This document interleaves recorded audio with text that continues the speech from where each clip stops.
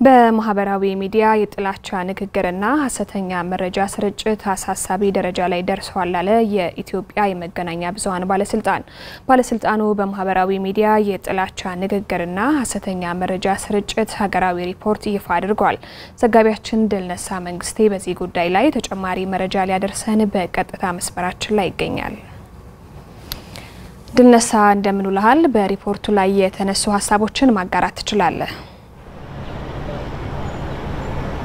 አመሰግናለሁ ሀና። እንግዲህ የኢትዮጵያ መገናኛ ብዙሃን ባለስልጣን ዛሬ ላለፈው አንድ አመት በተለይም ከታህሳስ 23 2014 እስከ ታህሳስ 23 2015 ድረስ ባለው በተለይ በማህበራዊ ሚዲያ ላይ የሚስተዋሉ የጥላቻ ንግግርና የሐሰተኛ መረጃ ስርጭትን አስመልክቶ ዛሬ ሀገራዊ ሪፖርት ይፋ አድርጓል። እንግዲህ ሪፖርቱ ይፋ በሚደረግበት ወቅት በዋነኝነት ሪፖርቱን ይፋ ከማድረግም ባለፈ ምክረ ሀሳቦችና ምክክር ለማድረግ የተለያዩ ባለድርሻ አካላትን ጋብዞ ነው ይህንን ያከናወነ የሚገኘው። እንግዲህ ላለፈው አንድ አመት በተለይ ትኩረት የተደረገባቸው 5 የሚደርሱ የመገናኛ ብዙሃን አውታሮች ወይም ደግሞ መገናኛ ብዙሃን ዘዴዎች የማህበራዊ መገናኛ ብዙሃን ዘዴዎች ናቸው። እንደ ፌስቡክ፣ ቴሌግራም፣ ቲክታክ፣ ዩቲዩብ እና ትዊተር ያሉ የማህበራዊ መገናኛ ብዙሃን ናቸው ትኩረት የተደረገባቸው። እንግዲህ እነዚህ መገናኛ ብዙሃን በቅርጽ፣ በዘዴ፣ በምንጫቸው፣ በአላማና በኢላማቸው እንዲሁም ትኩረት ያደረጉባቸው ጉዳዮች ላይ ተለይተው ነው ይህ ዳሰሳ እንደተደረገ የተነገረው። እንግዲህ የባለስልጣኑ ምክትል ዋና ዳይሬክተር አቶ ዮናስ ተስፋዬ እንደተናገሩት በተለይ የሐሰተኛ መረጃዎችና የጥላቻ ንግግሮች በጣም እየተስፋፉና በባሰ ደረጃ ላይ በከፋ ደረጃ ላይ ነው ያሉት አሁን። ስለዚህ በጣም አሳሳቢ ሆኗል ነው ያሉት። ይህ ተጨማሪ ጥናቶችም ያስፈልጋሉ ብለው ነገር ግን ለዚህ የሐሰተኛ መረጃዎችና የጥላቻ ንግግሮች መስፋፋት ምክንያቶች ብዙ ሊሆኑ ይችላሉ። በዋነኝነት ግን እነዚህ የሐሰተኛ መረጃና የጥላቻ ንግግሮች ብሔራዊ ጥቅምን እና ህዝብን እየጎዱ ነው የሚገኙትና በተለያዩ መንገዶች ኃይል እንላቸው ይገባል። በተለይ የተጠያቂነትም መስፈን አለበት የሚል ንግግር ነው ያደረጉት። በሪፖርቱ በሁለት ተከፍለው ነው ሪፖርቱ የቀረበው። የመጀመሪያው በአለፈው አንድ አመት ውስጥ የታየው ሁኔታ ምን ይመስላል በእነዚህ በተመረጡ መገናኛ ብዙሃን ላይ ማለት ነው። ሁለተኛው ደግሞ ምክረ ሀሳቦች የቀረቡበት ሁኔታ ነው ያለው። እንግዲህ በተለይ ትኩረት የተደረጉባቸው እነዚህ 5 የማህበራዊ መገናኛ ብዙሃን ከይዘታቸው ከቅርጻቸው እና ካለው ሁኔታ አንፃር ምን ላይ ያተኮሩ ሲባል ወይም ኢላማ ሲባል ሃይማኖትን፣ ፖለቲካንና ብሔርን በጣም ትኩረት አድርገዋል። ለምሳሌ ብሔር ሁለተኛ ደረጃ ላይ የመጀመሪያ ደረጃ ላይ የተቀመጠ ነው።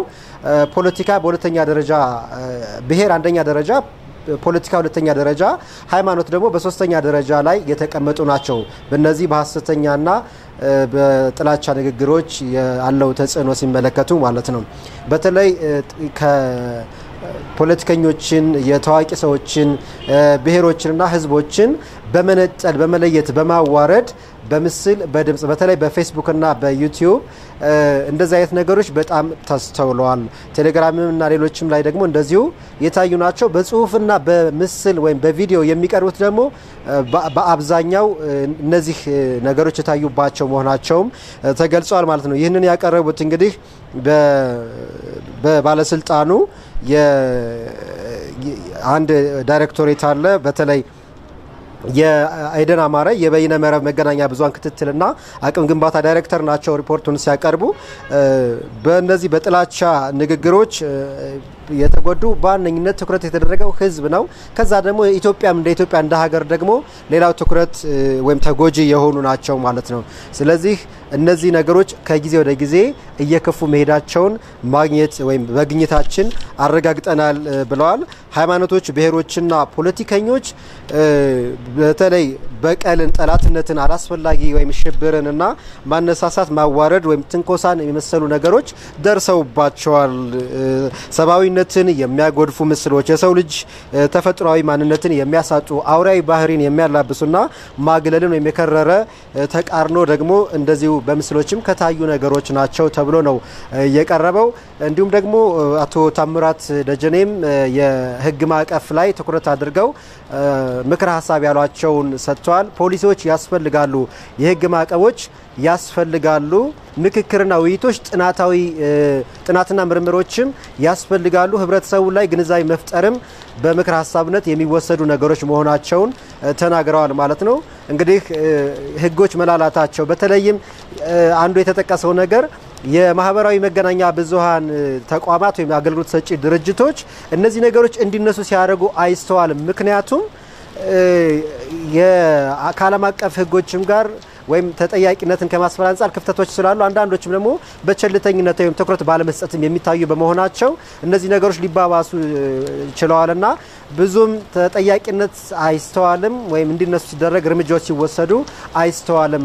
ለዚህም ችግሩን ወደ ባሰ ደረጃ እያደረሰው ይገኛል የሚል ጠቅላላ ያሉ መልእክቶች ተላልፈዋል። እንግዲህ ዝርዝር ያሉ መረጃዎችን በሌሎች የዜና ወጃ ሰዓቶቻችን ለማቅረብ ሞክራለሁ። ለአሁኑ ከወዲሁ አመሰግናለሁ። በዚህ ጨርሻለሁ።